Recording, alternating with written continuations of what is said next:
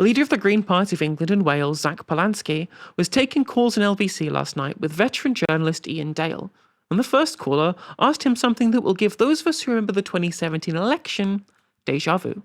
I'd like to ask about the nuclear disarmament that the Green Party is planning on, or at least hoping to do in the future if you get into power. Based on what happened, obviously, with Ukraine following their disarmament in 1996, obviously, Russia didn't stick to that agreement with the Budapest Memorandum. The US hasn't really protected Ukraine, and the UK is trying its best, but doesn't have the resources to protect Ukraine. How would we be safer if we disarmed nuclear-wise? Because even if Putin were out of the picture, I think we've still got threats from China, we've still got threats from North Korea, we've got threats from just countries with bigger armies, even without nuclear weapons, that we can't defend ourselves against. I do appreciate that we are in a bit of a bind at the moment because our nuclear weapons are dependent on maintenance from America, and perhaps that's something that should be looked at. But I think at the moment, and really going forward, I don't see how we can disarm. Thank you, Anna. So, as Anna says, we do rely on the United States for our maintenance. And in fact, I think it was Tony Blair who said that, let's be real, we could never use a nuclear weapon without the United States in terms of relationship with them. And the military chiefs say the direct opposite. Well, I think it has to be about what's based in fact, and we know that Trident is not independent in any meaningful sense. Now, I think the bigger question here is we signed up to the Non-Proliferation Treaty, and we have a commitment to denuclearize, as other countries do in the world. I think it's important that people do show leadership about that, not just for UK, but actually multilateral disarmament. And I want to see countries come together and say it's been, we've just had the anniversary of Hiroshima. We know that anyone who used a nuclear weapon would be committing millions of people to absolute apocalypse, to absolute devastation. And it's clearly not acceptable to do this. And I think that can sometimes get presented as a contentious position, but for me, it's the only sane position. Seems like a perfectly reasonable position to me. It's been an argument made by those of us on the left for quite some time, although the LBC viewers didn't seem to agree. We've got a text question here from Jeffrey on this subject. What magical methods of persuasion would you possess to change Vladimir Putin's mind on nuclear weapons? Yeah, so this is about diplomacy and democracy. And I know that Reform in the past have mocked me for saying that I would want to make sure that we were working with world leaders to denuclearize, the conversation we're just having. And I was asked, would that include Vladimir Putin? And the obvious thing is, how absurd a position would it be to say, I want everyone to denuclearize, but, Russia can keep their nuclear weapons? It seems quite obvious to me that if you want a world without nuclear weapons, you want to get everyone round the table, round the metaphorical table to do that. Again, not exactly controversial stuff here from Zack around the reality of international diplomacy and negotiation. But Iain Dale was looking for some clarification from Zack around what such a negotiation might look like, and did something I have literally never seen a serious journalist do before in my life.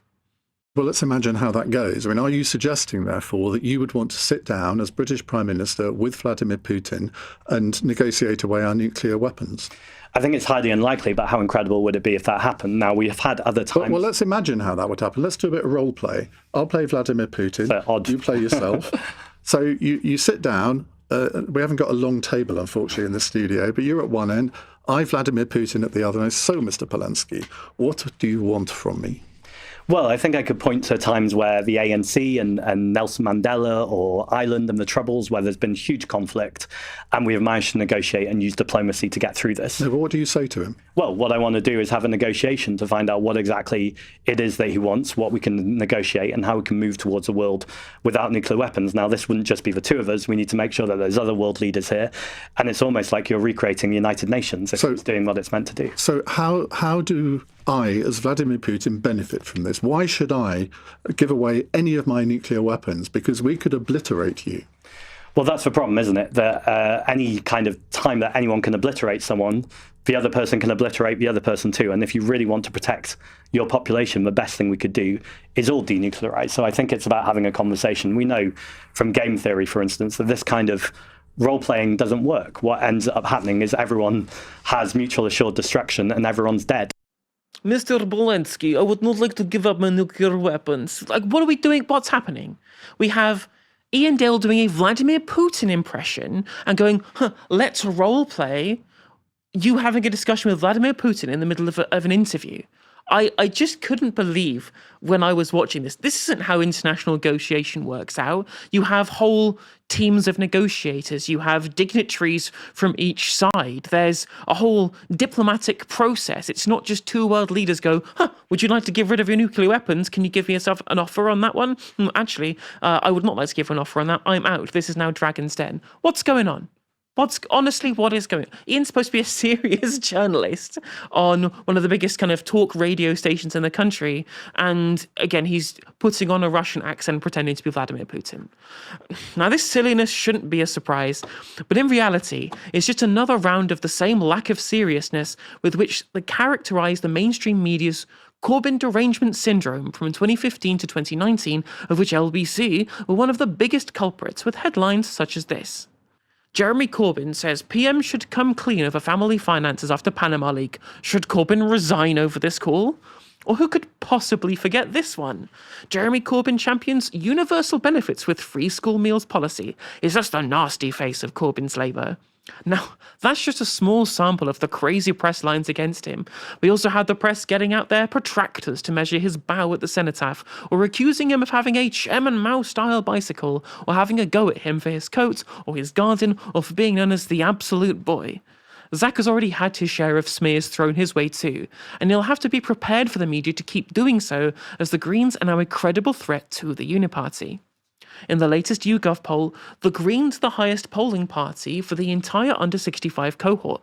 That's all working-age people, by the way. And with the by-election next week in Gorton and Denton and the local elections in May, we'll see whether that can translate into electoral success. The reality is that the mainstream media will use every opportunity to treat the left as unserious. So the left has to treat the mainstream media with disdain in response. We have our own channels of communication, and we don't need to entertain people like Iain Dale turning political discussion into childish parlour games. Dahlia, that was not something I'd ever seen any journalists do. Have you seen that kind of thing before? Well, it's funny. It shows you how traumatized I am by the British media, that when I first saw that there was going to be an hour-long sit-down between Zack Polanski and Iain Dale, I thought, oh, good, finally, they're giving a proper platform to Zack Polanski. I'm so used to them disregarding left-wing voices that I was almost pleasantly surprised. And then as I was listening to the show, in one of the ad breaks, whose voice do I hear but the voice of Nigel Farage advertising his show on LBC?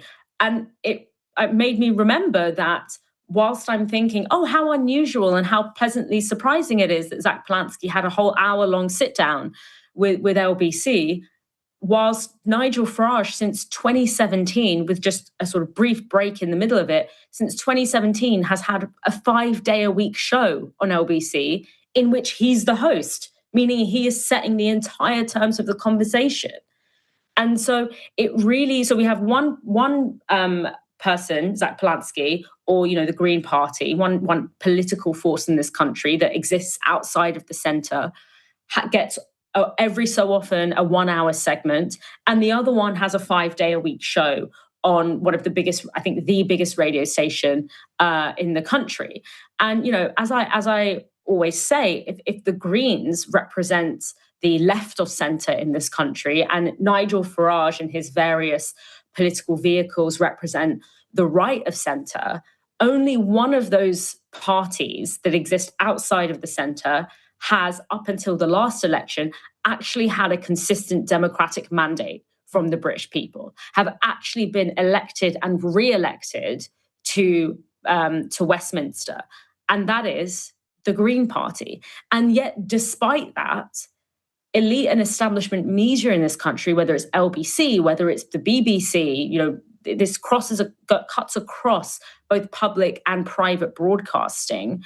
Only one of those, the party or the various political vehicles of Nigel Farage, despite until recently never having a mandate in British politics, a democratic mandate in British politics, the media has been hell-bent in cultivating Nigel Farage and the various parties he's run and these different right-wing outriders. I mean, Katie Hopkins at some point had show on LBC, they have been aggressively cultivated as the only alternative, legitimate political force, despite the fact that the British people hadn't actually organically been voting for him and had actually been voting for a different alternative, which is the Green Party. They have been rammed down our throats as the only alternative, legitimate political actor. And that's because, as in the eyes of the establishment and the elite, if the political centre is going to collapse, which I think they are always prepared for it to collapse, any establishment or elite worth its salt has a game plan for what happens if there's a popular revolt or a popular dissent against the centre. They want to make sure that if the centre is going to collapse, the pieces will be picked up by the far right rather than by the left, because as we have discussed throughout this show, Helena, when it comes to them wanting to scrap minimum wage, them wanting to scrap employer protections, their policy program fundamentally aligns with the interests of big business and capital and conserving existing power structures. And so for me, I just thought, not only when we look at the way that Iain Dale sort of deliberately tries to discredit the entire concept of interviewing Zack Polanski as a serious political candidate, which he does so by turning it into a kind of pantomime, it also goes far beyond that and far more historically when you consider the fact that the LBC has given Nigel Farage an unmediated, unabashed platform 5 days of a week, 1 hour every day, where he has gotten to set the terms of the conversation. And that has been going on for the past 9 years now. And so that is actually why we're in the situation that we're in. The rise of reform wasn't inevitable. The rise of reform was engineered.